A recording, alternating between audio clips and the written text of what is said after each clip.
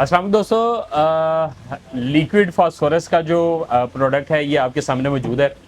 20% phosphorus है इसमें और जो है बहुत सारे हमारे काश्तकार भाई जो हैं वो उनका बड़ा फेवरेट प्रोडक्ट है फास्फोरस जो है वो लिक्विड फॉर्म में ज़मीन में डालना। और इससे जो है वो ग्रोथ तेज़ हो जाती है और जो है पौधे इसको जल्दी जो है वो जल्द कर लेते हैं इस क्योंकि अगर आप डीएपी डालते हैं दाने की शक्ल में तो उसकी जो है वो 19 दिन 15 से 19 दिन लगते हैं जो डीएपी को जो है वो रिज़ल्ट देने में। लेकिन जब अगर लिक्विड फॉर्म में जो चीज़ डालेंगे तो वो रेडिली फॉर्म में जो है अवेलेबल होती है पौधे को।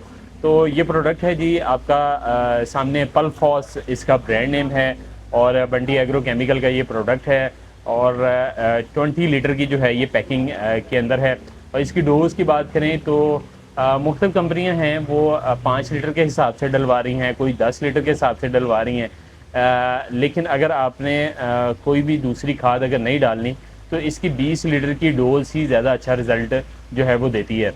और अगर आप कोई फास्फोरिक जो है 20% इस्तेमाल कर रहे हैं तो उसके मुतालिक कमेंट बॉक्स में लाजमी कमेंट करें और अपनी राय का इजहार करें।